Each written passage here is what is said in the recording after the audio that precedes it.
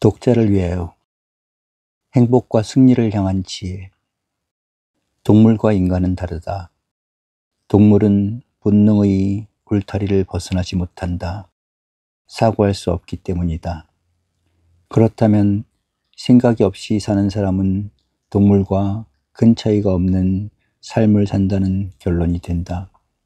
사고란다는 것은 학문적 이론을 탐구하는 일만을 가리키지 않는다. 생각하면서 행동한다는 뜻이며 이념과 목적이 있는 삶을 산다는 말이다.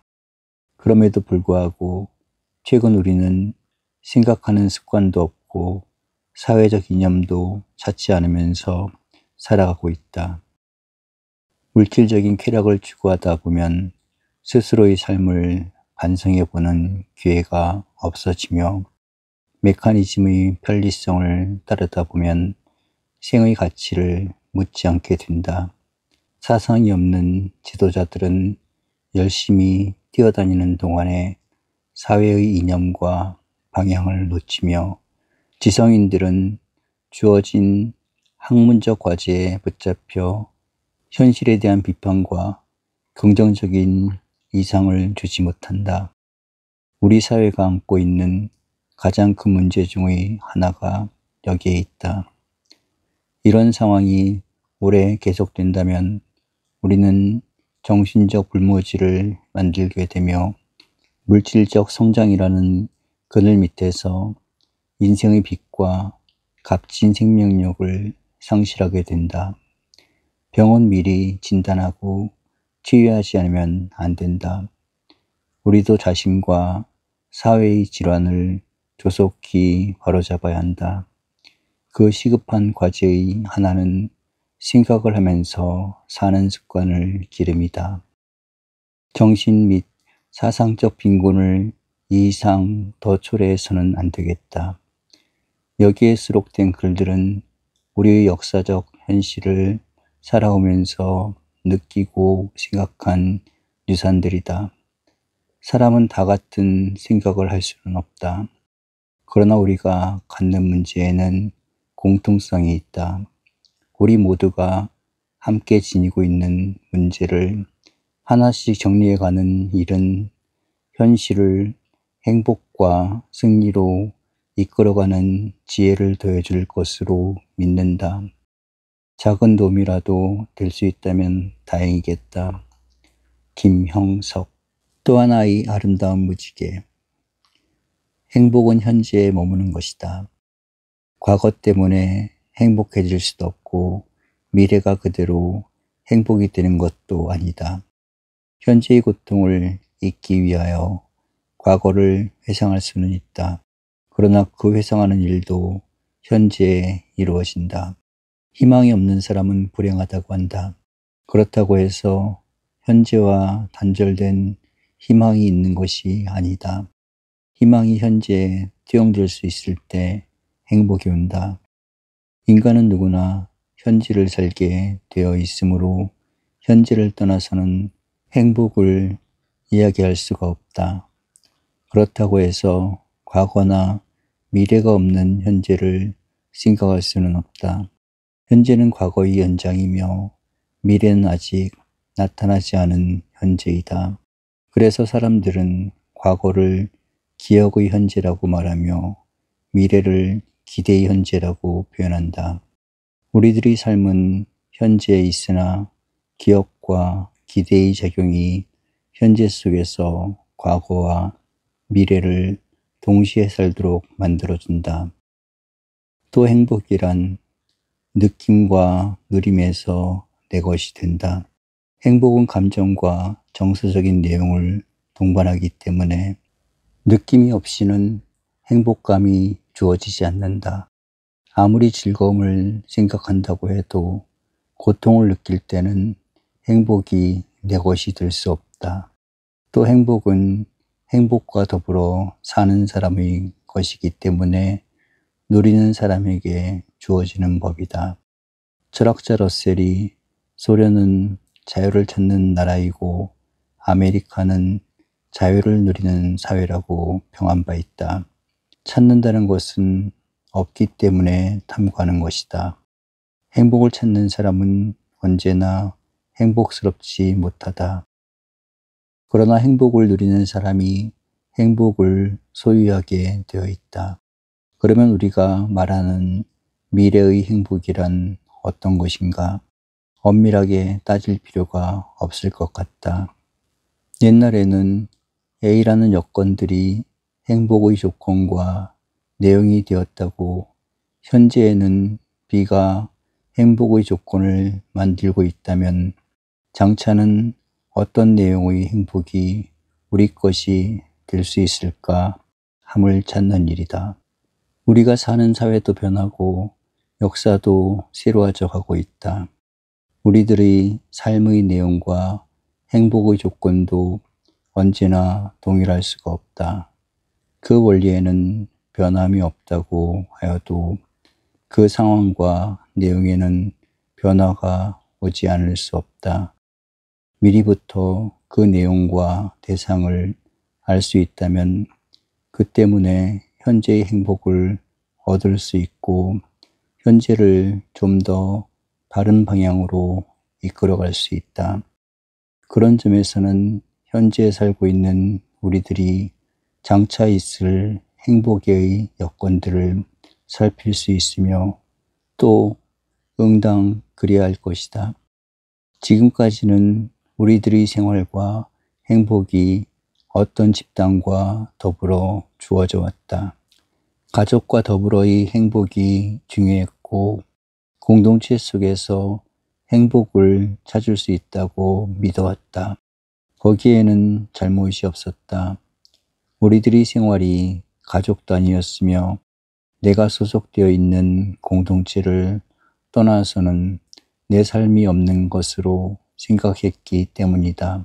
그러나 최근 우리 주변에 강하게 작용하고 있는 개인주의는 각자로서의 나의 위치와 성격을 강하게 부각시키고 있다. 개체의 존엄성과 개인의 가치는 날로 높아져 가고 있다. 서구 사회는 그 과정을 밟은 지 오래다. 그러므로 우리들의 사고와 행위의 출발과 귀착점은 가정에서 출발하여 가정으로 돌아가는 것이 아니라 나로부터 시작해서 나로 돌아가는 밀도가 깊어가고 있다. 또 이러한 개체의식과 이기주의가 아닌 개인주의 정신이 없이는 사회의 발전과 역사의 창조적 의의를 찾을 길이 없어진다. 그것은 사회가 성장해가는 하나의 시대적 과정이기도 하다. 그러므로 행복의 미래지향적인 개념은 언제나 뚜렷한 개성과 자아의 정신적 완국이 없이는 불가능하다는 생각을 요청하게 된다. 또 그래야 참다운 행복의 내포를 증진시킬 수 있다. 항상 남을 의존하고 살거나 내 인생의 가치 표준을 타인에게 맡기고 살 수는 없다. 부모 때문에 내 생애를 희생시킬 수도 없으며 다른 누구를 위해서 내 정신적 성숙을 포기할 수는 없는 것이다. 지금은 공산주의자들이 주어진 이념과 사상 때문에 스스로를 희생시키고 있어도 앞으로는 그들 모두가 자신을 사랑하며 스스로의 인격 완성에 삶의 가치가 있음을 깨닫게 될 것이다. 결국 행복은 어디서 오는가? 자기 완성과 자신의 가치 구현에서 찾지 않을 수 없게 된다. 그렇다면 미래를 바라보는 현대인들은 값 있는 자아성과 나의 개성의 개발을 위한 노력을 증대해 가지 않을 수 없다. 현대인들은 행복의 샘터를 물질과 향락적인 데 치중하고 있다. 그것은 세상 사람들이 모두 인정하고 있는 사실이다. 그러나 그 경향이 지나치게 되면 우리는 반드시 불행의 원인을 스스로 만들게 된다. 그것은 중용이 깨졌다는 뜻만이 아니다. 인간의 본성과 어긋나기 때문이다. 인간은 언제나 물질적인 것과 정신적인 것을 동시에 갖추게 되어 있으며 육체와 이성은 균형 있는 공존 상태를 이루어야 한다. 그럼에도 불구하고 현대인의 물질과 육체 편중의 생활은 그 극에 이르고 있다. 부한 사회는 부에 빠져 정신적 가치를 잃고 있으며 가난한 사회는 부를 찾는 것만이 유일한 삶의 방향인 듯 잘못 생각하고 있다. 지금까지 우리는 가난한 생활을 해왔다. 그러므로 물질과 부의 가치가 전부인 듯이 생각하지 않을 수 없었다. 그러나 앞으로는 서서히 빈곤에서 벗어나게 될 것이다. 또 그렇게 되기를 원하고 있다. 이제 우리가 택할 수 있는 길은 두 가지 중의 하나이다. 빈곤의 노예에서 벗어난 우리가 부의 노예로 전락되는가, 아니면 빈곤과 부를 조종할 수 있는 정신적 가치를 추구할 수 있는가 함이다. 만일 앞으로도 사치품에 삶의 의의를 맡기며 고급 자가용이 삶의 표준이 되기를 원하면서 산다면 우리에게는 참다운 정신적 행복은 찾아오지 못할 것이다. 그들은 즐겁게 살면 된다는 뜻은 이해할 수 있으나 값있게 산다는 생각에는 도달할 수가 없기 때문이다. 지금까지 우리는 예쁜 옷과 화려한 가구들이 생의 전부인 듯이 살아왔다. 셰익스피어의 작품에서 삶의 흐뭇함을 느끼며 괴테의 글에서 인생의 보금자리를 엿보는 습관을 기르지 못했다. 언제까지나 그런 생활로 자족할 수 있을까? 만일 자족할 수 있다면 그 결과는 어떻게 되겠는가? 우리들이 미래의 행복은 학문, 예술, 문화, 도덕을 아는 단계에서 채워질 것이라고 보는 이유가 여기에 있다. 만족스러운 돼지보다는 진실을 탐구하는 소크라테스에게 더 귀한 행복이 있는 것이 아니겠는가? 앞으로의 행복은 물질을 누렸을 때의 만족감보다도 정신적 가치를 창조함으로써 얻는 삶의 내용을 동반해야 한다는 뜻이다. 후진 사회에 사는 사람들은 행복은 밖으로부터 오거나 주어진다는 생각이 강하다. 석유가 쏟아져 나오는 중동 지역 사람들은 자신들은 석유 때문에 행복해졌다고 생각한다. 그러나 성숙된 사회의 사람들은 행복은 주어진 것이 아니라 창조해가는 것이라는 생각이 더 강하다. 그때의 행복은 우리를 둘러싸고 있는 사회와의 함수 관계를 만들고 있다. 잘못된 사회 속에 살면서 나만이 행복할 수도 없고, 선한 사회에 머물면서 나만이 불행하다는 생각도 옳지 못할 것이다. 그러므로 행복은 두 가지 함수 관계에서 평가되어야 한다. 그 하나는 사회와의 관계이며 다른 하나는 선악 가치와의 관계이다. 악한 사회 속에서 의롭게 살려고 노력하는 개인의 가치를 상상할 수 있으나 의로운 사회 속에서 악을 조작하는 사람의 행복을 생각할 수는 없다. 만일 우리 모두에게 주어진 시대적 의무가 선한 사회를 건설하는 데 있다면 그 책임과 노력을 외면하면서 행복을 찾는다는 일은 있을 수 없다. 그렇다면 선한 사회의 동참이 없이는 미래의 행복은 불가능하다는 결론이 된다. 우리나라의 정치야 어떻게 되든지 나는 행복할 수 있다는 생각을 할 수 있겠는가? 사회 질서가 아무리 유린되더라도 나는 즐겁게 살아야 한다는 사람이 있다면 그가 과연 행복한 생활을 할 수 있겠는가? 미래지향적인 행복은 선한 사회의 의무를 감당할 때 가능하다는 뜻을 우리가 강조하는 이유가 여기에 있다. 그러므로 적지 않은 윤리학자들이 참다운 행복은 의무의 수행에 있다고 보았던 것이다. 지금까지의 행복의 표준은 묻지 않아도 좋다.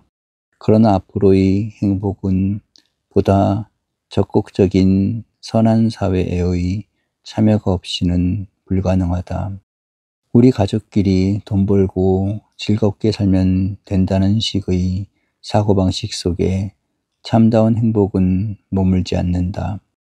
그 가정에서는 좋은 지도자가 나올 수 없으며 선한 사회를 외면하는 생활은 자신과 우리 모두를 불행으로 이끌어갈 것이다. 이웃과 사회에 대하여 선한 봉사를 할 수 있을 때 진정한 행복은 찾아들게 마련이다. 인격이 최고의 행복이라는 말이 있다.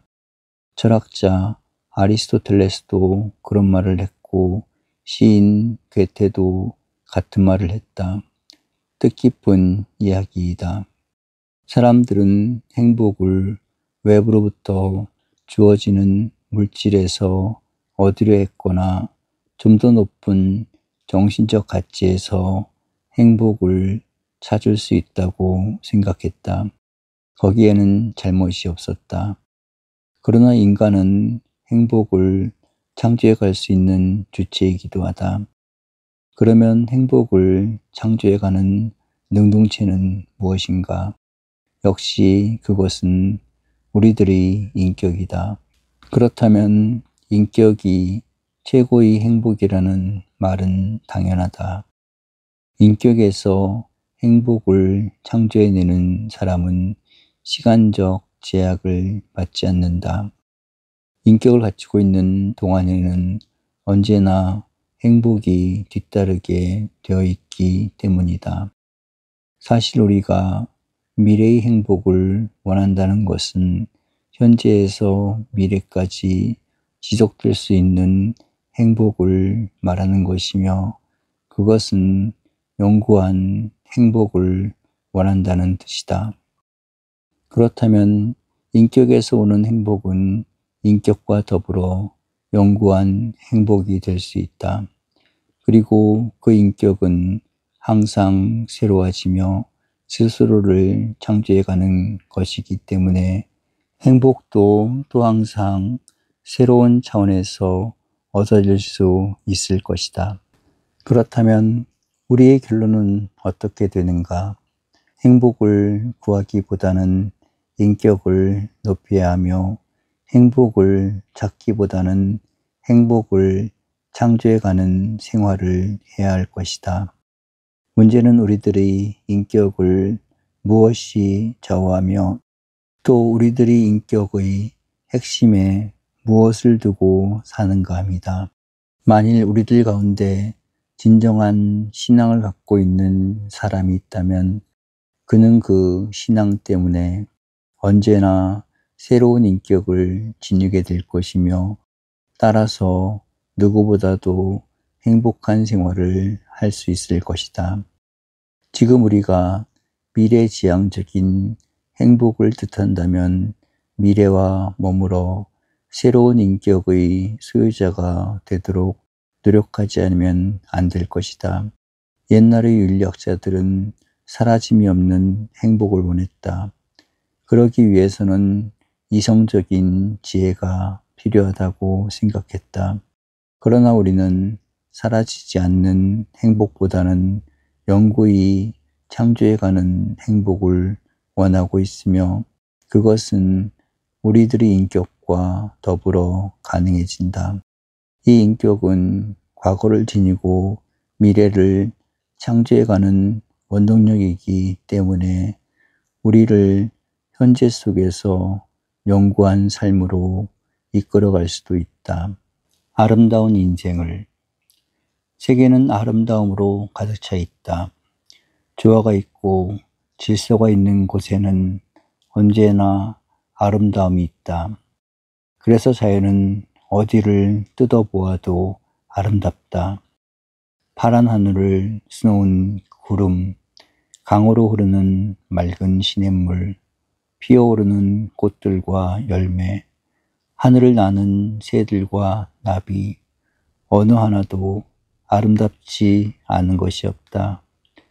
그 속에 사는 인간들도 자연이 아름다워야 한다. 또 아름답도록 되어 있다. 특히 여성들은 아름다워야 한다. 여성은 아름다움을 위해 산다고 보아도 좋을 정도로 미를 아끼고 있기 때문이다. 그런데 여기에 문제가 있다. 자연 속에는 아름다움과 선함이 있는데 인간 사회에는 추함과 악이 섞여 있다는 사실이다. 그 추함과 악은 누가 만든 것인가? 결국은 인간들 자신이 만들었다는 결론이 된다. 그리고 따져보면 나 자신도 추함과 악을 만드는데 동참하고 있다는 얘기가 된다. 그러나 누가 어떻게 아름다운 사회를 만드는 것일까? 누구보다도 아름다움을 사랑하는 여성들의 책임일 것이다. 아름다운 여성이 없는 사회를 상상해보며 아름다운 마음이 없는 생활을 생각해 볼 수는 없다. 그런 뜻에서 우리는 젊은 여성들에게 아름다운 삶을 요청해 본다. 그러면 아름다운 여성과 삶을 위해 가장 필요한 조건은 무엇인가? 아름다움은 자연스러움과 통한다. 자연은 모두가 아름답다는 뜻이 그것이다. 자연스럽지 못한 여성들이 있는가? 그렇다. 따져보면 생각했던 것보다 너무 많은지 모른다. 자연스럽다는 것은 스스로를 꾸미지 않는 일이다. 그러나 적지 않은 여성들이 마음과 생활에서 지나치게 스스로를 꾸며가면서 살고 있다. 가난은 죄가 아니다. 그러나 부자인 채 꾸미는 것은 잘못이다. 꾸민다는 것은 거짓을 간직하며 스스로를 위장한다는 뜻이다. 물론 가난은 열등의식을 가져올 수 있다. 그렇다고 해서 적은 것을 많은 듯이 꾸밀 필요는 없다. 있는 그대로의 위치에서 성실과 최선을 다하면 된다. 여성들이 자신을 꾸미기 시작하다가는 자신도 모르는 동안에 허영의 노예가 된다.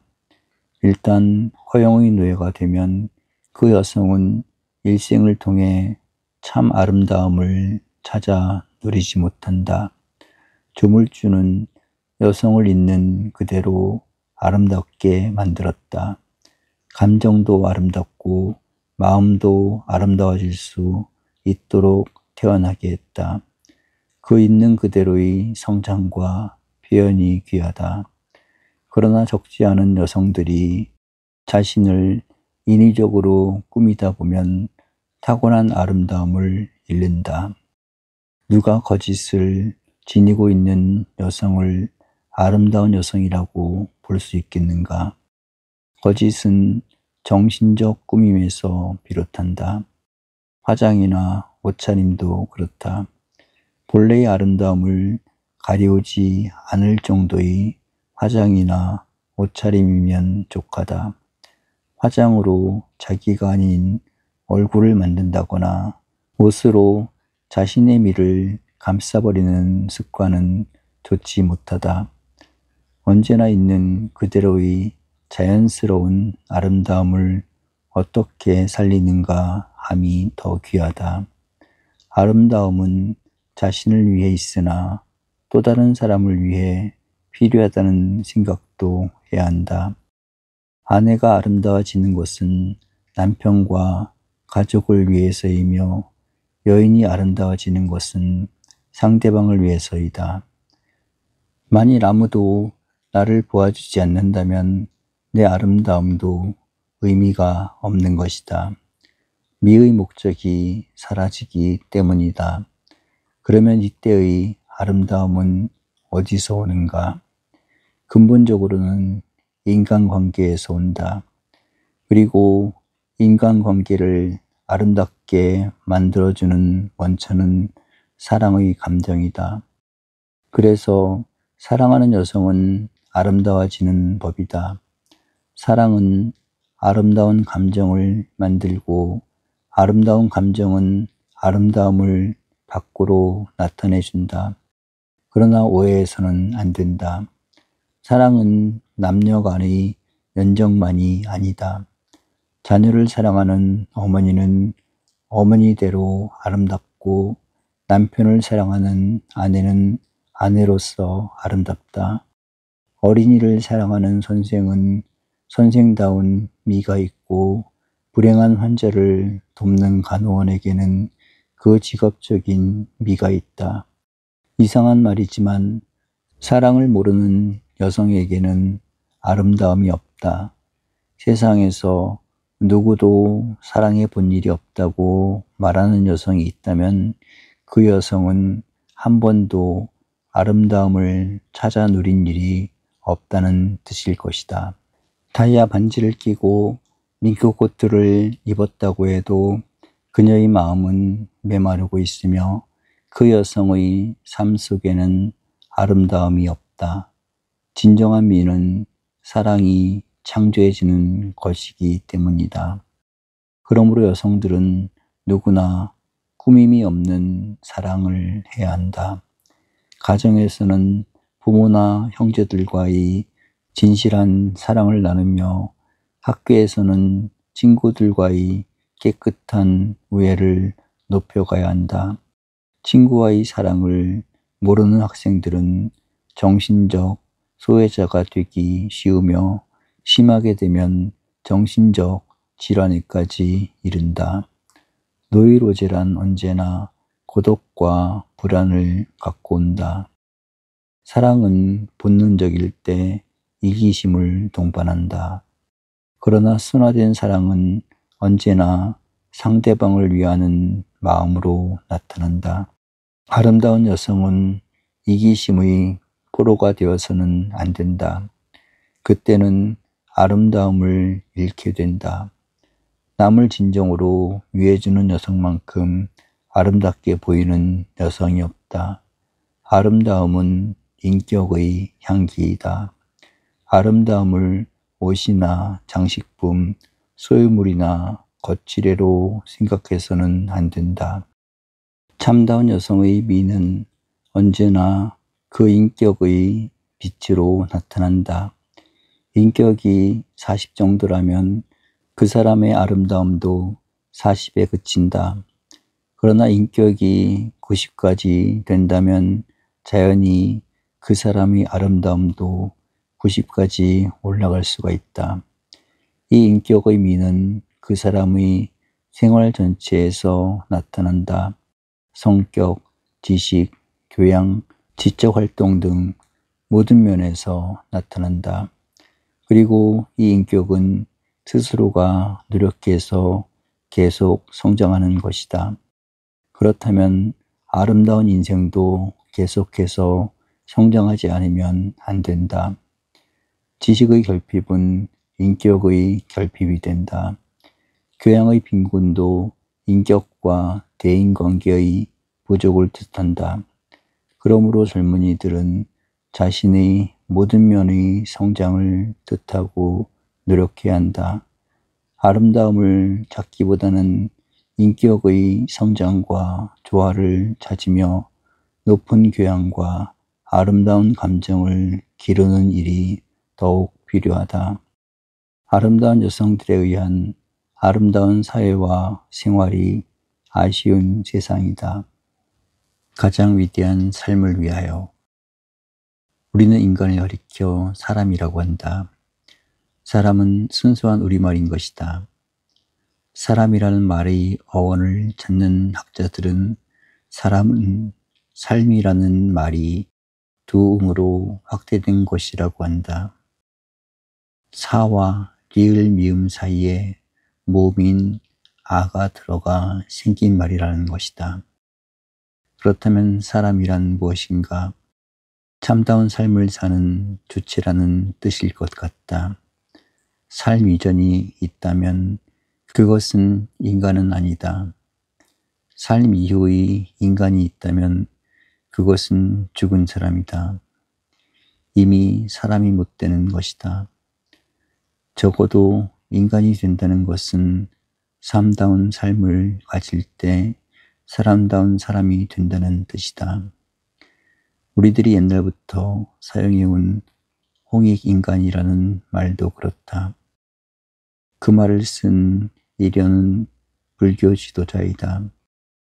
처음으로 그가 홍익인간이라는 말을 썼을 때는 동물적이며 본능적인 인간을 말한 것은 아니다. 모든 사람으로 하여금 사람답게 살 수 있도록 하자는데 본래의 생각이 있었다. 개인은 물론 우리 모두가 인간다운 인간이 되며 사람다운 사람이 될 수 있을 때 홍익인간의 정신은 채워질 수 있다. 그러면 참다운 삶이란 어떤 것인가? 우리 모두가 인간다운 인간이 된다는 것은 무엇을 의미하는가? 인간은 언제나 양면성을 갖고 있다. 육체적인 면과 정신적인 면이다. 만일 인간이 육체적인 일면으로 그친다면 많은 물건을 소유함으로써 육체가 즐겁게 살 수 있을 때 그것으로 족하다. 내용에 있어서는 만족스러운 대지와 큰 차이가 없을 것이다. 또 실제로 그렇게 사는 사람들이 있다. 어떻게 필요한 물건을 많이 소유하며 그것으로 인생을 즐길 수 있을까 함이 인생의 전부이며 목적이라고 생각하는 사람들이다. 이렇게 사는 사람들은 그 인생관이 반드시 향락주의와 통하게 되며 쾌락이 생활의 목적이 된다. 우리들 중에서도 60이 넘었으나 인생의 의의를 다른 면에서 발견하지 못한 사람들은 이러한 인생관을 그대로 긍정하는 경우가 있다. 인생에 별 무엇이 있나? 즐기며 만족스럽게 사는 것이 전부이지 라는 생각으로 돌아가 버린다. 이런 경향은 우리 모두에게 주어진 강렬한 욕망이며 내버려 두더라도 자연스럽게 갖게 되는 본성이기 때문에 누구나 그렇게 되기 쉽다. 그 사람들은 잘 살아보자는 말을 들었을 때도 돈 벌고 즐겁게 향락을 누려보자는 뜻으로 받아들이게 된다. 차라리 그렇게 될 바에는 잘 살아보자는 말을 하지 않는 편이 좋을지 모른다. 그 뒤에 오는 것이 걱정스럽기 때문이다. 그 결과는 물질 절대, 황금만능주의가 되며 향락주의로 달리게 된다. 그렇게 되면 그 개인이나 사회는 물질과 향락 때문에 병들어 망하고 만다. 로마가 그런 운명을 밟았으며 우리 주변에서도 우리는 의미 없이 생애를 끝내는 많은 향락주의자들을 보고 있다. 그러면 참다운 삶이란 어떤 것인가? 인간의 또 한 가지 측면, 즉 정신적인 면과의 균형을 찾는 일이다. 정신적 가치를 모르는 인간은 참다운 삶을 가질 수 없다는 사실을 알아야 한다. 인간은 동물이 아니다. 어떤 가치를 찾아 누리며 살아가는 것이 인간이다. 우리는 자가용은 타고 다니지만 예술이 무엇인지는 전혀 모르는 사람을 본다.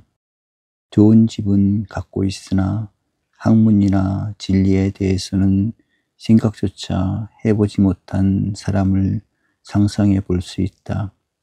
그것은 마치 화려한 색깔은 있으나 알맹이가 없는 빈 수박과 같은 것이 아닐까. 자기 자신은 정신적 가치가 어떤 것인지 모르기 때문에 스스로의 공허감을 모른다. 그러나 인생이 무엇인지를 아는 사람의 입장에서 본다면 그렇게 불행한 사람이 없다. 그래서 예수는 진주를 돼지 앞에는 던지지 말라고 말했다. 그런 사람에게 진리, 믿음, 자유 등을 얘기하는 일 자체가 잘못되었다는 뜻이다. 그럼에도 불구하고 우리들은 자칫하면 같은 과오를 범하게 된다. 참다운 삶은 적어도 물질에 의한 육체적 만족과 같이 정신적 가치를 인정하며 그것을 찾아 누릴 수 있어야 한다. 이 균형을 깨뜨리고 있는 사람은 참 삶이 무엇인지 모르며 또한 사람다운 사람이 될 수는 없다. 불행하게도 우리는 너무 오랫동안 가난한 생활을 해왔다. 개인만이 아니라 민족 전체가 빈곤한 생활을 벗어나지 못하고 있었다. 그러다가 최근 우리들의 생활에 약간씩 변화가 일기 시작했다. 경제적인 여유가 생기는 계층이 서서히 탄생되었고 굶지는 않는다는 자신이 움트기 시작했다.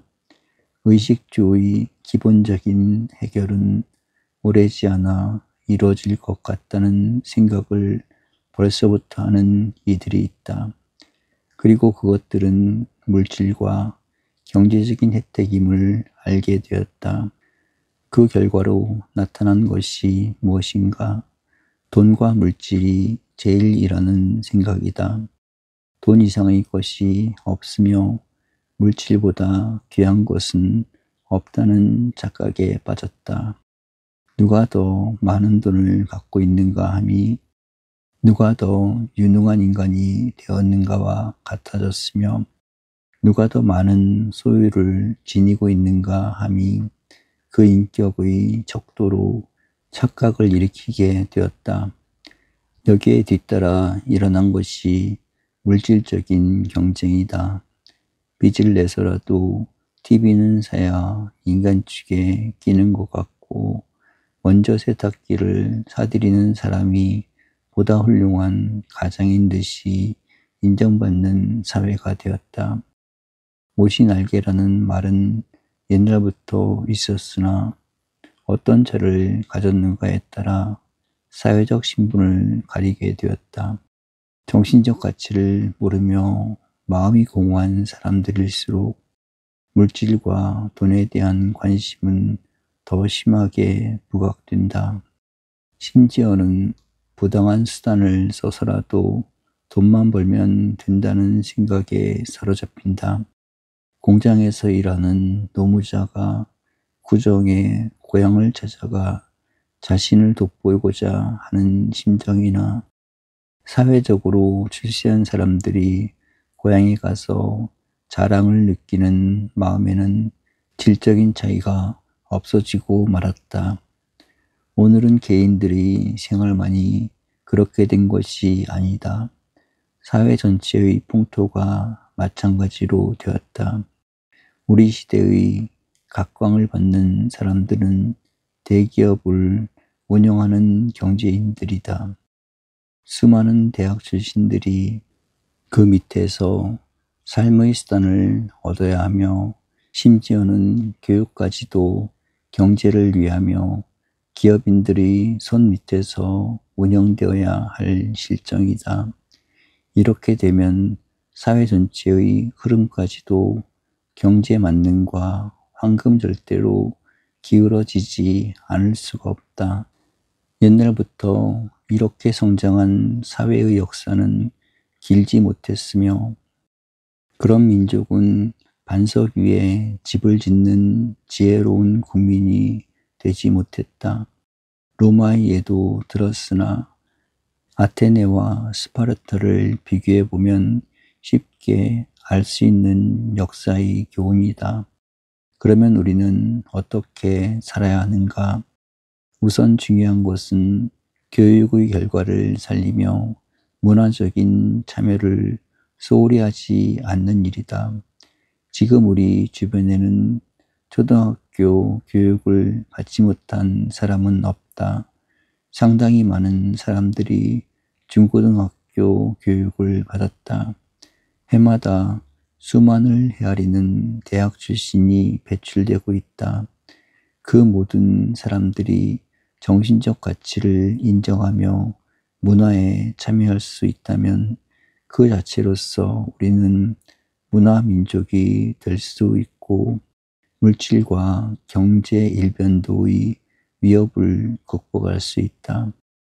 우리는 이 문제를 지나치게 소홀히 여기고 있다. 한 다리가 길고 한 다리가 짧은 동물이나 사람을 생각할 수 있는가? 한쪽 날개는 5m나 길면서 다른 쪽 날개는 1m밖에 안 되는 새가 있다면 그 새가 새고시를 할 수 있겠는가? 지금 우리는 그 비극이 얼마나 큰지 잘 모르고 있다. 그러나 그 비극의 결과는 사회와 역사 전반에 걸친 중대한 문제가 된다. 특별히 어떤 계층을 따지고 싶지는 않다. 그러나 대학 출신의 여성들이 과연 어떤 생활을 하고 있는지를 물으며 고등학교를 졸업한 여성들이 물질이나 경제 이외의 생활에 어느 정도의 관심을 두고 있는가를 묻는다면 우리는 교육계와 더불어 우리 사회의 미래를 크게 걱정하지 않을 수가 없다. 이런 생각이 자신들과 사회의 미래로 연장되었을 때는 커다란 과오이며 불행임을 모른다는 사실 자체가 더욱 위험한 것이다.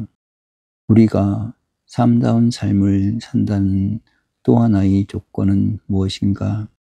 지금까지 우리는 정신적 가치를 위한 값 있는 삶을 이야기했다.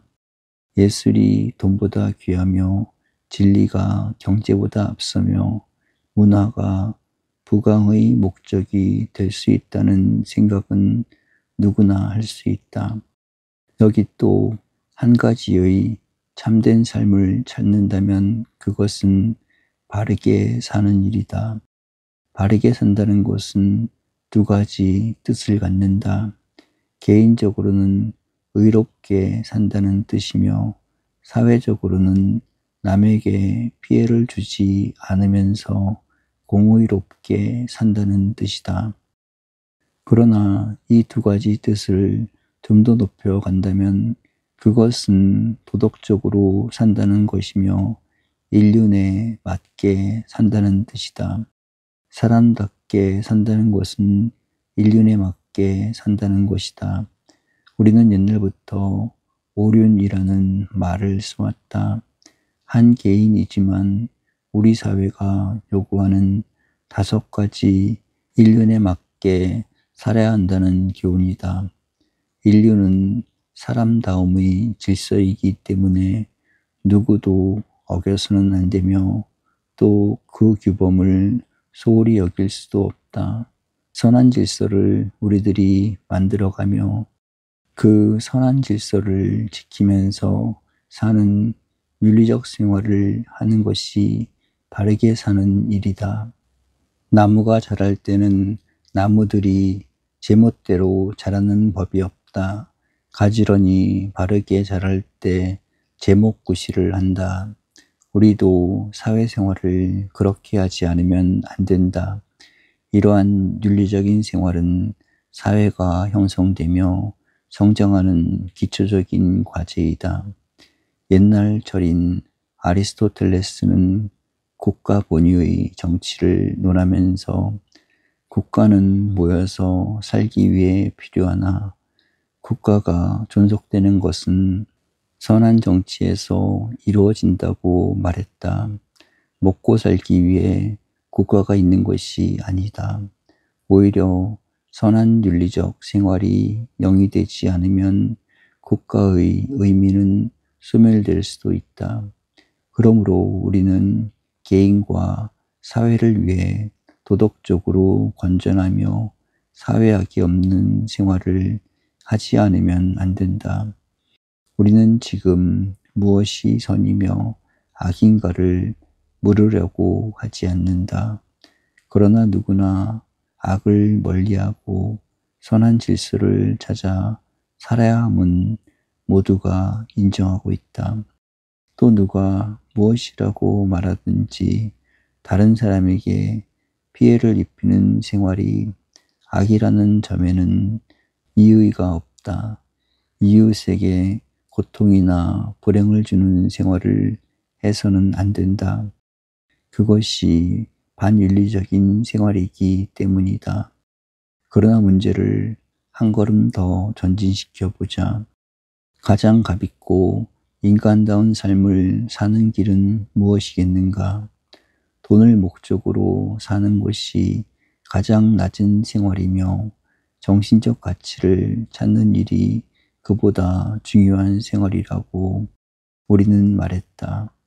그리고 그보다 중요한 것은 도덕적 의의를 구현하면서 바르게 사는 일이라는 결론을 얻었다. 그러나 이 모든 것보다도 더 중요한 생활이 있다면 그것은 이웃과 사회를 위해 사는 일이 아니겠는가. 특히 불행한 이웃을 도울 수 있으며 혼란과 무질서에 허덕이고 있는 사회를 위해 무엇인가를 줄 수 있다면 그것이 바로 우리가 택할 수 있는 가장 값있는 생활이 아니겠는가. 우리는 교육을 받을 때 존경받는 많은 사람들을 알았다. 역사의 중요한 인물들이 바로 그런 사람들이었다. 왜 우리는 그들을 존경하고 있는가? 그들은 자신보다도 이웃을 자신의 행복이나 안보를 멀리하고도 사회를 위해 노력한 사람들이었기 때문이다. 만일 그 뜻을 인정할 수 있다면 우리들 자신도 힘이 미치는 대로 이웃과 사회를 위하여 정성껏 일하는 생애를 살아야 할 것이다. 물론 그것은 강요될 문제는 아니다. 또 그것은 거절할 수도 있는 태도이다. 그러나 가장 값있는 귀한 인생을 살고 싶다면 택하지 않을 수 없는 방향이다. 그러한 삶을 무시하면서 명예, 지위, 영광을 원한다면 그것은 자기 기만이며 사회에 대한 죄악이 된다. 명예를 위해 슈바이처가 되려는 사람은 어리석고 불행한 인물이다. 말없는 봉사가 슈바이처를 만든 것이다. 인도의 성자 간디의 영광을 탐내는 사람들은 많이 있다. 그러나 간디와 같이 고통을 겪는 사람들을 위해 단식하며 죽음을 택하려는 사람은 거의 없다는데 삶의 아이러니가 있다. 따져보면 하나의 밀은 썩어야 한다. 자녀들과 후손들을 위해서는 노인들은 자신의 위치를 양보해야 한다. 가장 위대한 삶은 하나의 밀로 봉사하는 일이다. 체험한 사람들은 그 인생이 최고의 인생임을 알도록 되어 있다. 영원한 것의 사랑. 르네상스 때 계란을 깨뜨리고 탄생한 병아리는 그동안 많이 자랐다. 맑은 아침을 즐기면서 숲속을 거닐었고 낮의 태양볕을 흡족히 받으면서 자랐다. 그러던 어느 시작이었다. 어미닭으로 크게 자란 병아리는 문득 스스로의 위치를 깨닫게 되었다. 해는 벌써 오후로 접어들었고 하늘에는 먹구름이 떠돌기 시작함을 발견했다. 나룻배를 구해 탔지만 넓은 두 줄기 강을 건너는데 필사의 노력과 희생이 불가피함을 느꼈다. 휘몰아치는 폭풍우에 몰려 허덕이는 사태를 모면할 길이 없었다. 겨우 강을 건너선 닭은 약간 안도의 숨을 돌렸다. 하늘을 덮었던 검은 구름이 걷히고 폭풍우가 가시려는 것 같았다. 닭은 조심스러이 발걸음을 옮겼다. 스스로의 행로를 주의 깊게 살피는 습관을 배웠다. 지혜와 용기가 필요함도 알았다. 그러나 몇 시간 뒤 닭은 더 외롭고 두려운 현실에 직면해야 했다. 자기 앞에 전개된 황야는 끝없이 넓고 그 저쪽에는 바다가 가로막고 있는 것 같았다. 이제 곧 황혼이 찾아들 것인데 하늘은 짙은 암흑으로 뒤덮이기 시작하고 있다. 멀리서는 내성이 일기 시작하지 않는가. 지금까지 겪어보지 못했던 폭풍 직전의 징후가 온누리에 가득 차 있다. 이제 이 닭은 어떻게 했으면 좋은가. 르네상스 때의 계란 속으로 되돌아갔으면 좋겠으나 이미 계란은 깨졌고 다시 돌아갈 수는 없을 정도로 병아리는 닭으로 자란 것이다. 뿐만 아니라 지나온 역사의 강물을 뒤로 돌이킬 수는 없는 법이다. 그렇다고 암흑과 천둥이 몰아칠 폭풍우 속을 그대로 황야에서 보낼 수 없다. 걱정하는 순간에도 황혼은 짙어가고 있는데 현대인의 모습이 어떤 면에 있어서는 바로 이러한 상태가 아닐까. 르네상스 직후의 맑은 아침을 즐기고 있는 동안에 영국을 비롯한 산업혁명을 치루어야 했고 비비린 냄새가 온 유럽을 휩쓰는 프랑스 혁명을 겪게 되었다. 돌이킬 수 없는 역사의 두 하수였다. 안도의 시간을 갖기도 전에 정치, 경제적 혼란에 쌓여 두 차례의 세계대전을 맞게 되었다. 그러나 어찌 그것으로 끝나겠는가. 우리 앞에는 황야를 지나기도 전에 바다와 같은 시련의 파도가 바라보이지 않는가. 우리는 지금 많은 물질적 혜택을 즐기고 있다. 기계, 기술, 대량 생산이 안겨다 준 유물들이다. 처리할 수 없을 정도로 풍부한 정신적 유산을 받아 누리고 있다. 그러나 이 모든 것들보다도 더 가속적으로 더 강하게 축적된 위기의식, 종말감, 회의에 붙잡히게 되었다. 현대인들은 고향상실이라는 말을 자주 사용한다. 그렇다. 우리에게는 고향이 없다. 중세기적인 종교적 안주처를 우리들 스스로가 저버린 지 오래다. 병아리가 계란을 깨뜨리고 나왔듯이 고향은 우리들의 어린 시절을 만들어준 분위기와 환경으로 끝나고 말았다. 현대인들은 18세기 말 이전의 사회나 개념들을 가지고 살기엔 너무 변하고 자랐다. 확실히 고향을 상실한 것이다.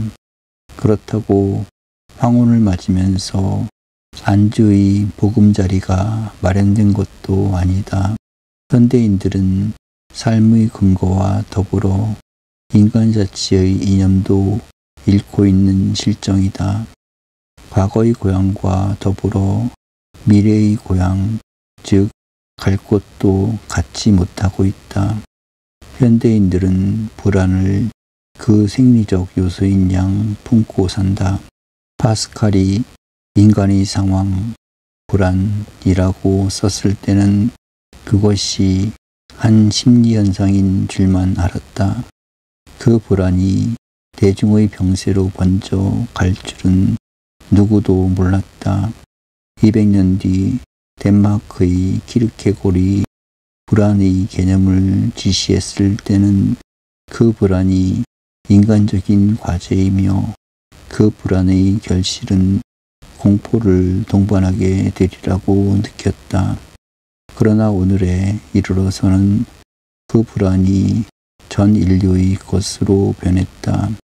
모든 개인은 마치 불안의 벽 속에 갇혀있는 느낌을 갖고 있다. 불안의 신 졸개의 넋이 우리들이 심층 속에 불어넣은 고뇌를 앓고 있는 현상이다. 그런데 이상한 사실이 있다. 불안 뒤에는 고통의 오솔길이 깔려있고 불안의 앞에는 절망으로 이끈다는 이정표가 세워져 있다.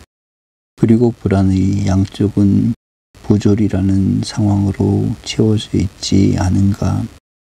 우리를 좀먹는 고독으로 되돌아갈 수도 없지만 부조리의 수렁텅이에 빠져 헤맬 수도 없는 일이다.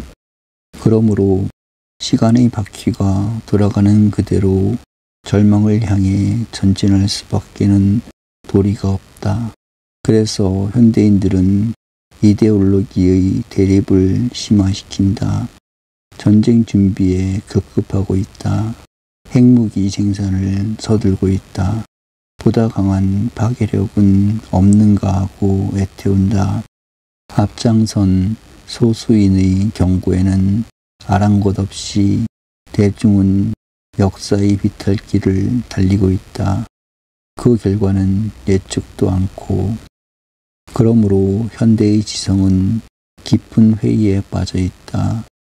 비 러셀의 말대로 어리석은 사람은 이상주의자가 되어 있으나 지혜로운 인간은 모두가 회의주의자로 변한 것이 현대의 비극이다. 삶의 용량이 큰 만큼 우리들의 회의도 짙어져 버렸다.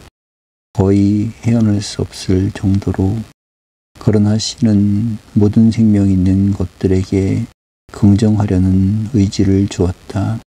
그리고 이 긍정의 의지는 휴머니즘이란 이름을 갖고 계승되어 왔다. 이상주의는 오히려 그 가지에 피었다. 지는 고칠 수 있고 허무주의는 모든 잎이 떨어진 겨울의 모습 같아도 휴머니즘의 나무는 끝까지 자라며 열매를 남기게 마련이다. 짙은 회의의 안개도 그 뿌리는 상하게 하지 못한다. 그래서 인간은 끝없이 고향을 만들었다가는 버리나 또 새로운 고향을 찾아 만들곤 한다. 불안은 믿음의 원동력이 되며 고독은 새로운 인간애를 만들 수 있다. 절망을 느끼지 못하는 자는 참 희망을 모른다. 그리고 이 긍정의 의지는 휴머니즘 속에서 가장 높은 하나의 뜻을 영구히 버리지 못한다. 버리지 못하도록 되어 있다. 그것이 영원한 것에의 사랑이다.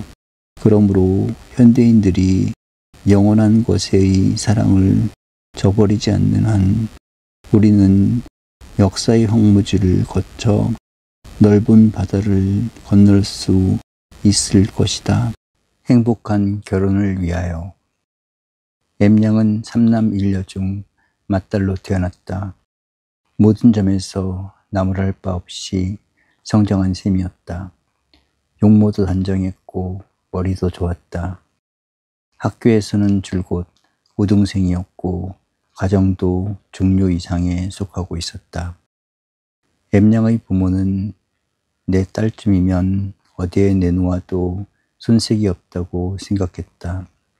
온갖 좋은 조건을 갖춘 상대를 고르기로 했다. 또 주변 사람들도 그렇게 인정해 주었다. 그러던 엠냥에게 좋은 혼처가 나타났다. 상대방 남성은 외국에서 박사학위를 얻었고 수입은 많지 않으나 존경받는 직책을 맡고 있었다. 그 남자의 가정에서도 그 아들은 보통 여자와는 결혼시킬 수 없을 만큼 훌륭한 아들이라고 믿고 있었다. 게다가 잘생긴 편이며 재산도 많았다. 양가를 왕래하는 중매인은 양쪽을 모두 극구 칭찬했다. 그래서 두 남녀는 만나보기 시작했고 서로 이해와 사랑의 도가 깊어졌다. 양가의 부모들도 모두 좋은 결과가 있기를 바랬다. 당사자들의 데이트가 한 달쯤 계속된 뒤 둘은 결혼을 하겠다고 부모들의 허락을 요청해 왔다. 모든 것이 순탄하게 전개된 셈이다. 이때 불행의 씨가 자라기 시작한 것이다. 신랑의 어머니는 적어도 내 아들의 아내가 되려면 상당히 많은 살림감을 가져올 것으로 믿고 있었다. 어느 날 아들을 통해 그 내용이 어느 정도일 것이냐고 물었다. 아들은 적으면 어떻습니까? 우리들이 벌면 될 텐데 라는 식으로 크게 문제 삼지 않았다. 그러나 어머니의 생각은 달랐다. 집을 한 채 가지고 시집 오겠다는 규수도 마다했는데 그것이 될 말이냐는 것이었다. 아들의 수입으로는 집을 마련할 길이 없어 집은 가정에서 구해줄 작정이니까 살림살이 일체는 가져와야 한다는 속셈을 갖고 있었다. 이 소식을 전해들은 엠냥의 부모는 어느 정도의 혼숙감은 생각하고 있었으나 자기들 새아들의 교육을 위해서나 당사자들이 장래를 위해 너무 많은 물건의 왕래는 바람직스럽지 않다는 의견이었다. 재산을 따지자면 몇 배나 부잣집과의 혼인도 가능했을 것이라는 생각도 잘못은 아니었다. 엠냥의 이야기를 전해들은 남자는 그 뜻을 자기 부모에게 전달했다. 남자의 아버지는 수긍을 했으나 그 모친은 그럴 수는 없다는 단호한 표정이었다. 그 소식이 중매인을 통해 엠냥 부모에게 전달되었다.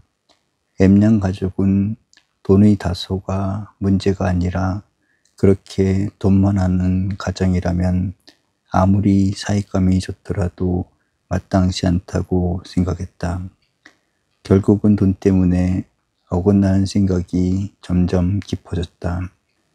이제는 노골적으로 어느 가정이 앞서느냐는 식의 비교가 화제로 떠올랐다. 내 아들이면 최고지 하는 견해와 우리 딸 이상이 있나 라는 의견이 머리를 들게 되었다. 중매인이 가운데서 조정을 하려고 애썼다. 그러나 양가의 우월론은 좀채로 풀리지 않았다. 마침내 중매인은 두 남녀에게 당신네들이 잘 조정을 해서 약혼과 결혼을 성사시키라고 떠맡겨 버렸다. 둘은 그렇게 하기로 생각했다. 비교적 영리한 편이었던 엠냥은 부모의 부담을 덜어주고 싶었다. 남자는 어머니의 오해를 풀려고 무척 노력을 했다. 마침내 남자는 여자 측의 생각이 옳으니까 가볍게 결혼식을 치른 뒤 생활을 해나가는 동안의 필요한 가구는 사달라는 것이 좋겠다는 정도로 얼버무려 버렸다. 그렇지 않았다가는 양가의 의견이 결혼에 지장을 가져올 것 같기도 보였던 때문이다. 이런 불씨를 아는 채 약혼이 이루어졌고 결혼식이 올려졌다. 엠냥의 가정에서는 돈돈 하더니 신부에게 보내는 혼숙감이 겨우 이것이었냐는 생각으로 그쳤고, 신랑 측에서는 자기들이 돈을 안 쓰는데 집을 한 채 장만해 준 것만도 지나쳤지 하는 식으로 불만을 안고 결혼식을 끝냈다. 결혼식에서도 양가의 자랑이 높아졌다. 주례의 칭찬도 대단했다. 사실 하객들은 가장 자랑스러운 결혼식의 하나라고 생각하기 일쑤였다. 나무랄 바 없이 훌륭한 쌍이었던 것이다. 이렇게 출발한 가정의 어디선가 어둡고 찬바람이 스며들기 시작했다. 그 발원점은 남자의 어머니로부터였다. 결혼을 하면 살림에 필요한 가구들을 장만해 준다던 약속과는 어긋나지 않느냐는 얘기를 처음에는 아들에게 했으나 후에는 며느리가 듣는 앞에서도 털어놓았다. 그 이야기를 들은 M양은 집에 올 때마다 우울한 표정이 되었다. M양의 부모는 남자가 마음에 들었더니 말이지 그 어머니 밑에 자란 아들이 앞으로도 돈 생각이나 하지 않겠느냐는 식의 의견을 권했다. M양의 시어머니 생각은 시동생들의 속생과도 통하고 있었다. 그래서 M양은 침침한 시집살이를 하기에 이르렀다.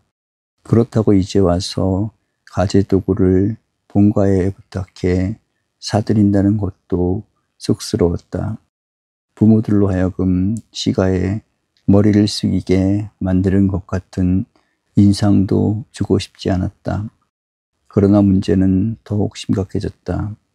그것은 이러한 가정적 분위기를 단호하게 처리해야 할 남편이 흔들리기 시작한 것이다. 처음에는 대학을 나온 것이 중요한 줄 아느냐, 여자는 밥 짓고 빨래하는 일을 잘해야지 하는 정도였다. 그러던 것이 성격이 거만하다느니 시부모들을 대하는 태도가 지나치다는 마음으로 번졌다. 그만큼 교육을 받은 사람이 어째서 어머니의 심정을 모르고 폭넓게 대하지 못하느냐는 불평으로 하였다. 그런 것들이 불씨가 되어 지금까지 없었던 말다툼이 벌어지기도 했다. 그러나 그 트러블이 오래가는 것은 아니었다. 두 사람은 이해와 애정으로 곧 감쌀 수 있었으니까. 언제나 문제는 양가의 부모들에게 있었다. 남자의 어머니는 거의 노골적으로 며느리에 대한 불만을 털어놓았고 M양의 어머니는 딸만 아니라면 이혼이라도 시키고 싶은 심정이다라는 생각을 계속 지니고 있었다.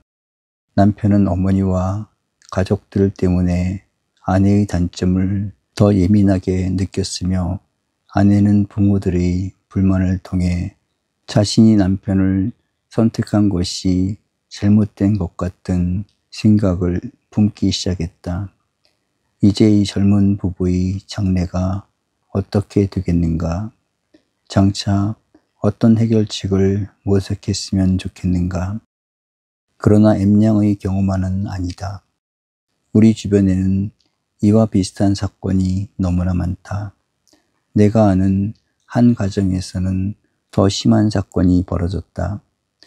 부모가 직접 골라놓은 교수와 결혼을 시키기 위해 외국에 나가 있는 아들을 불러들였다. 더 오랜 세월이 흐르면 아들의 결혼이 늦을 것으로 걱정했던 것이다. 그런데 결혼을 진행시키는 과정에서 문제가 양가에서 일어났다. 잠재적으로 어느 쪽이 더 앞서 있는가 하는 경쟁의식이 작용했고 서로 경제적으로 인색하다는 말이 오고 갔다. 결국은 양쪽 부모 때문에 결혼은 깨지고 말았다. 할 수 없이 두 젊은이는 외국으로 나가 결혼해버리는 결과가 되고 말았다. 양가 부모들의 의견을 무시한 당사자들의 의사를 관철시킨 것이다.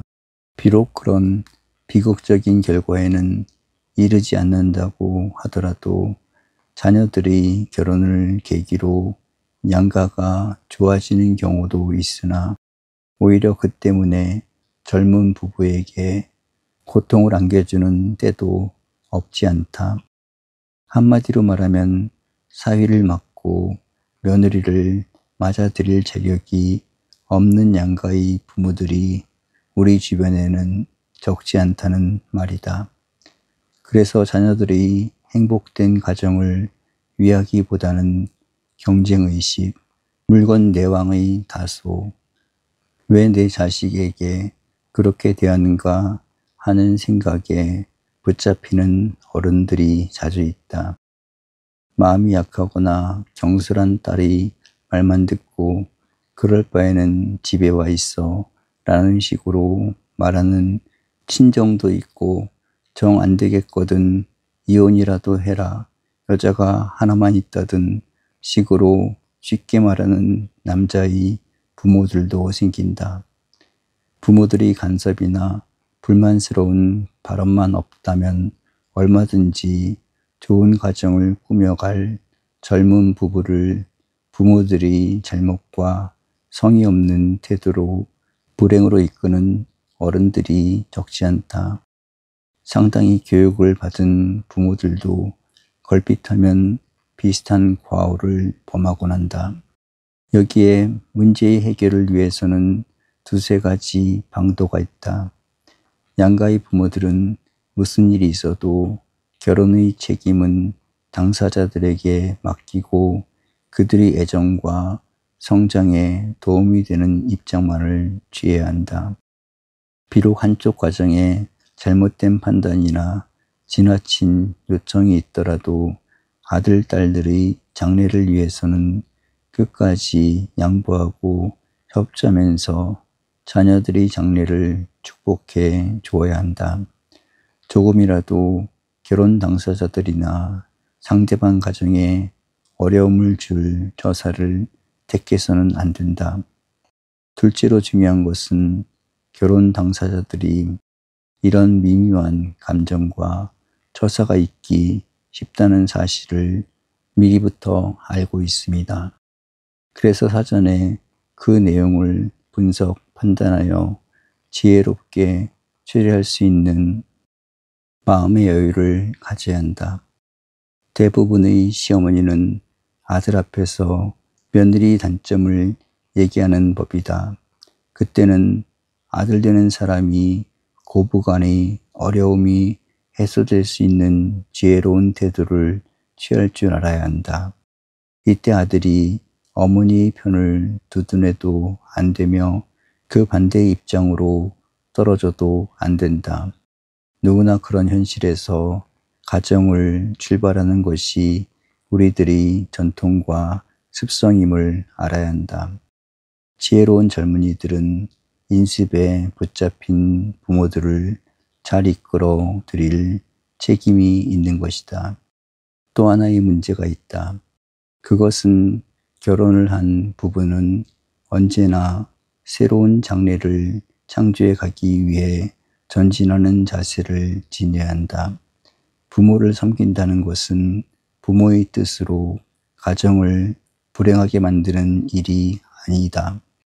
어떻게 해서든 옳고 값 있는 판단과 결실이 있는 가정을 만들도록 노력해야 한다. 그런 뜻에서 참사랑 속에서 지혜와 용기가 있는 노력을 거듭하지 않으면 안 된다.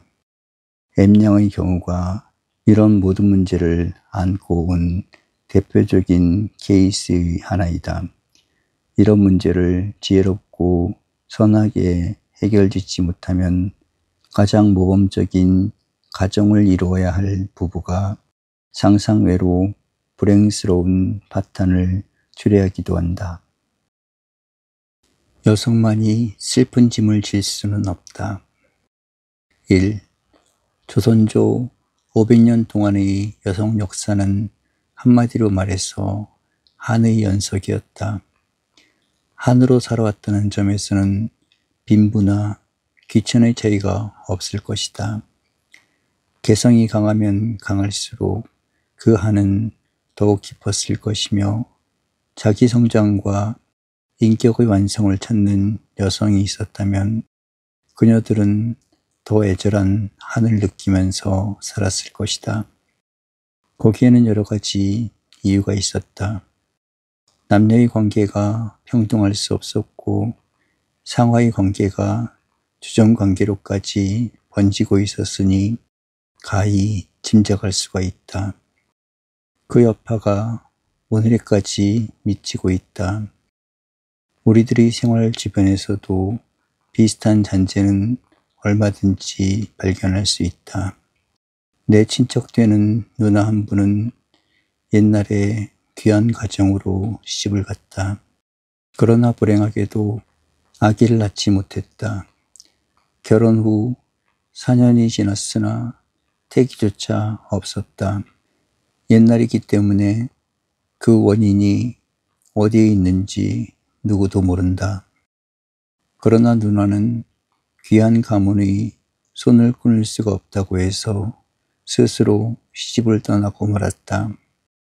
남편은 몹시 가슴 아프게 생각했으나 양가의 어른들은 그 일을 지극히 당연한 것으로 여기고 있었다.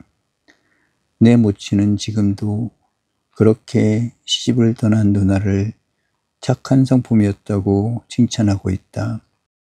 비록 딸은 낳았지만 아들을 두지 못했기 때문에 시집을 떠나는 일은 자주 있었다.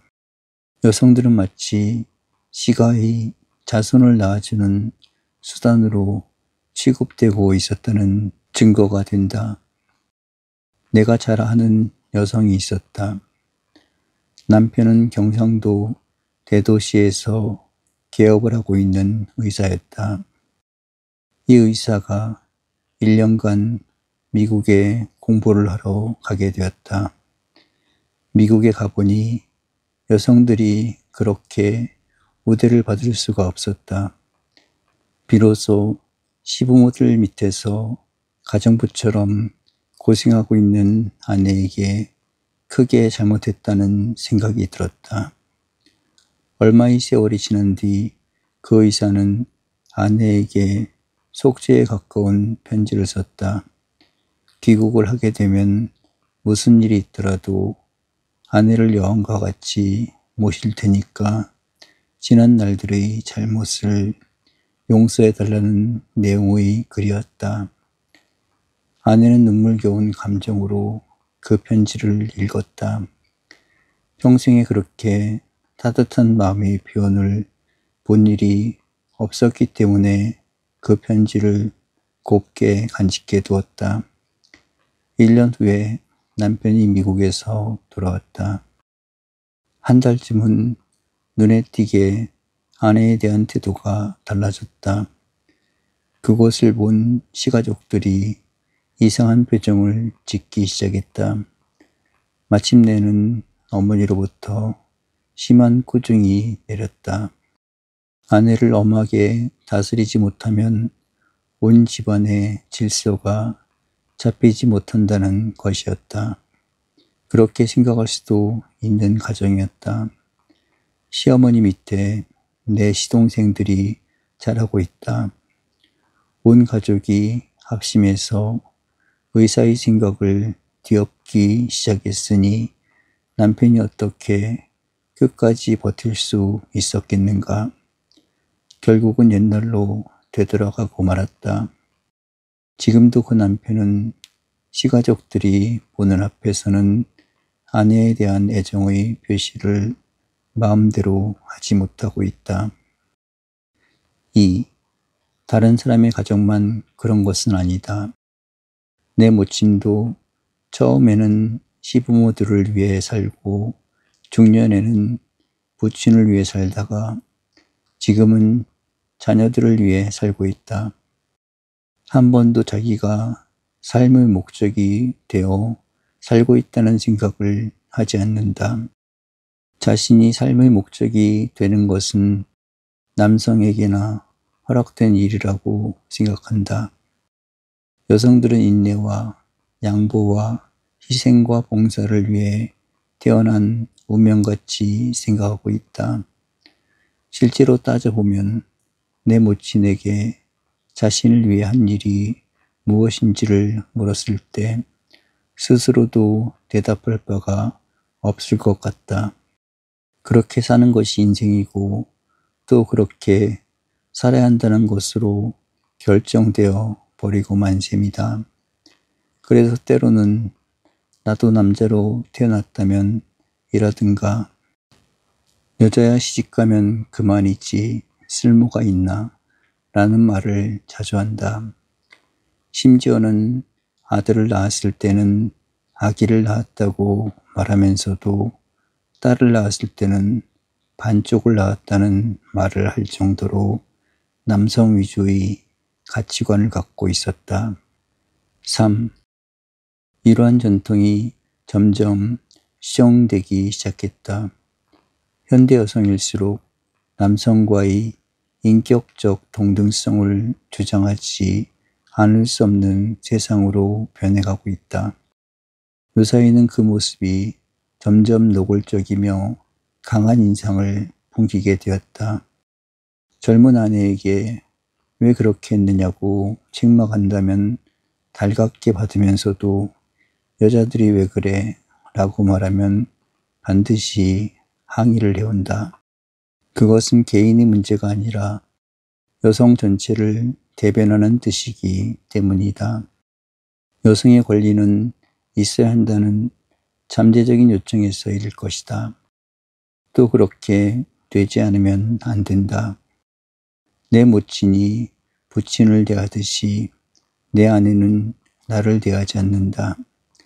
때로는 말은 하지 않으면서도 무슨 남자가 저런가 하는 표정을 지니고 있음에 틀림이 없다. 사랑하는 남편으로서는 용납될 수 있으나 여성 전체에 대한 과오는 시정해 주어야 한다는 것이 아내의 뜻인 것 같다. 4. 사실 불행은 더 가까운 곳에 있기도 하다. 90의 능력을 가진 여성이 70의 능력을 가진 남성과 결혼을 하고 얼마간 세월이 흐르면 아내는 90의 능력이 60으로 떨어져 버린다. 남편 위주의 가정이 0이 되어야 하며 가장인 남편이 모든 활동을 책임지기 때문에 아내는 스스로를 양보하는 미덕을 갖추지 않을 수 없게 되는 것이다. 유능하며 장래성이 풍부한 여성들이 가정을 위해 자신을 희생시키는 경우는 얼마든지 있다.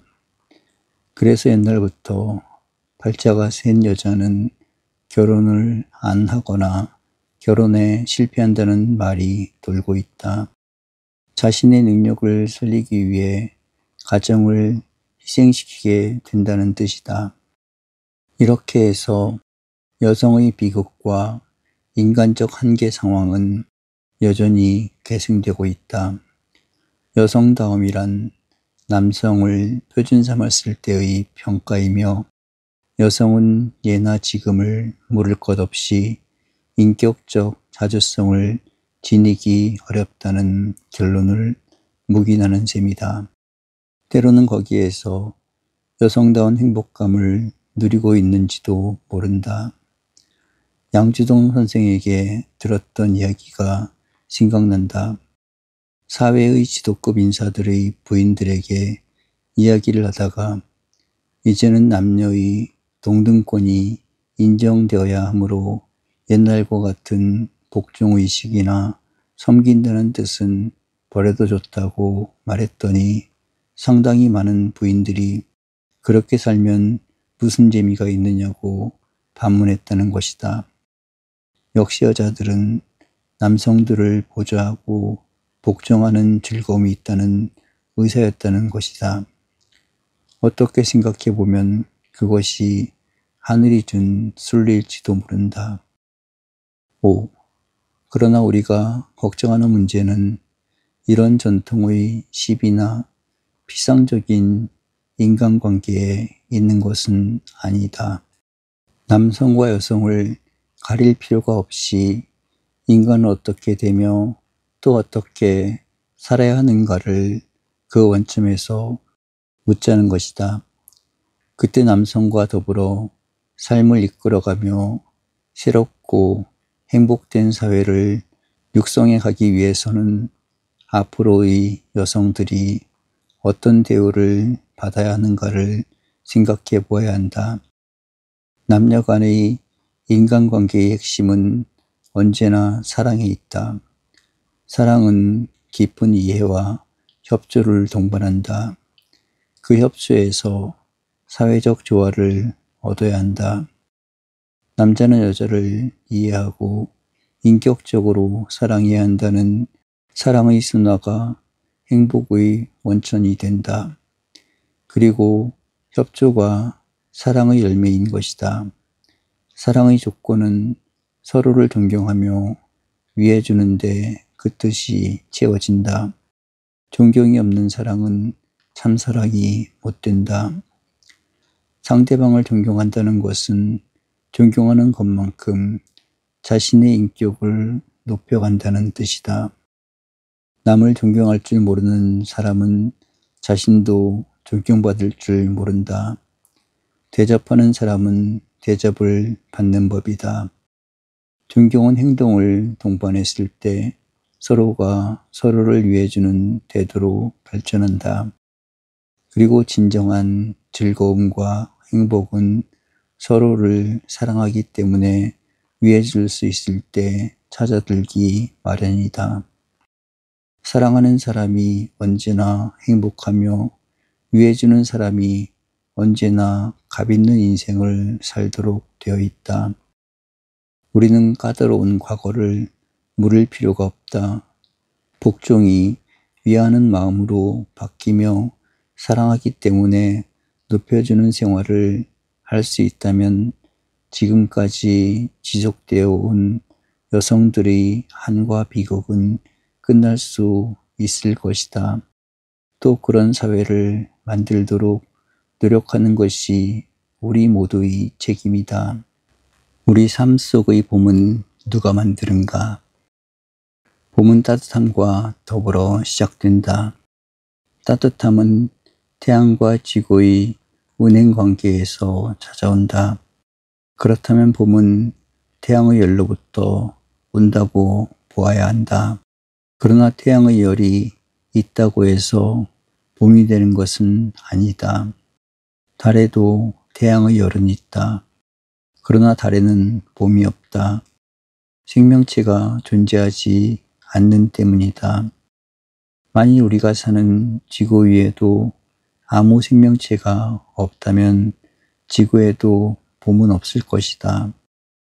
봄은 물질계에 있는 것이 아니라 생명계에 있기 때문이다. 봄이 되면 움이 트고 꽃이 핀다. 파란 싹들이 대지를 덮기 시작한다. 지구는 봄의 옷을 입는다. 그렇다고 해서 생명의 변화가 그대로 봄인 것은 아니다. 우리는 꽃과 더불어 봄을 발견하며 우는 새소리와 함께 봄을 느낀다.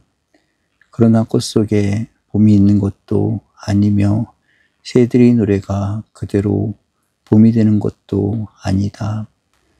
그러면 봄은 어디서 오는가? 시인들의 말과 같이 별에서 흘러내리는 것도 아니며 샘물과 더불어 대지에서 솟아오르는 것도 아니다. 역시 봄은 우리들의 마음에서 피어오른다. 봄은 온도를 가리키는 것도 아니며 유기물들의 생명적인 변화를 말하는 것도 아니다. 그것들 속에서 봄을 발견하는 것은 우리들의 마음이며 우리 마음이 각자의 삶 속에 봄을 만들어 갖는 것이다.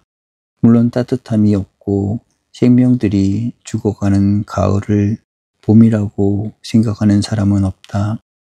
그러나 그 가을을 만들어주는 것도 우리들의 마음이다. 3월이 다가오고 있다. 우리는 한층 더 따뜻한 마음의 소유자가 되어야겠다. 그래서 삭막한 우리 사회를 훈훈한 봄으로 바꾸어주자. 우리는 모든 생명 있는 것들을 끝까지 사랑해주자. 그래서 희열과 희망이 넘치는 역사의 페이지들을 꾸며주기로 하자.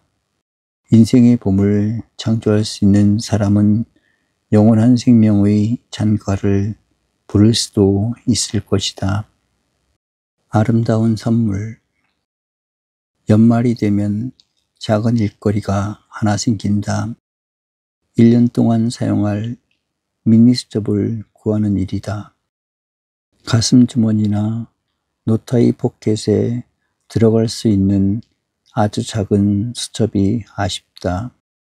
큰 수첩은 1년 내내 보관하는데 부담스럽고 부피가 크면 한 번도 읽지 않는 내용들이 들어가 있어 무게를 느끼게 한다. 해마다 찾아보나 그때마다 마음에 드는 얇고 작은 수첩을 구하기가 무척 어렵다. 어떤 수첩은 필요 이상으로 제작회사의 선전을 놓고 있어서 구미에 당기지 않는다. 금년에는 어떤 수첩들이 나올까 하고 기다리고 있을 때였다. 2년 동안 미국 대학에 가서 공부를 하고 있던 막내딸이 한 달 동안 다녀가기 위해 귀가했다. 여름방학에 일을 해서 번 돈으로 고향에 다녀가고 싶었던 모양이다. 온 가족들이 반겨한 것은 말할 필요도 없다. 나는 학비도 붙여주지 못했기 때문에 다녀가는 딸이 선물을 가지고 오리라는 생각은 해보지도 않았다. 다른 가족들도 마찬가지 마음이었다. 저녁 때 온 가족이 모여 앉았을 때 딸애는 이것은 아버지를 위해 준비한 선물이라면서 아주 작은 까만 수첩을 내놓았다.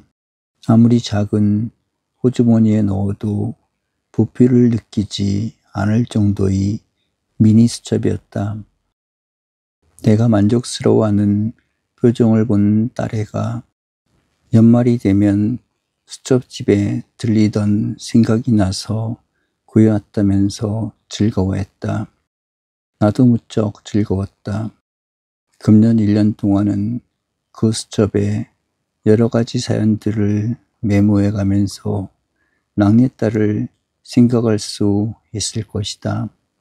지금도 그 수첩을 만질 때마다 따뜻하게 스며오는 어린 딸의 마음과 체온을 느끼는 심정이다. 아마 금년 1년에 걸쳐 내가 받을 수 있는 선물 중에서 가장 값지고 아름다운 선물이 될 것이다. 50원짜리 작은 선물이 1년간 나를 행복하게 해줄 수 있겠기 때문이다.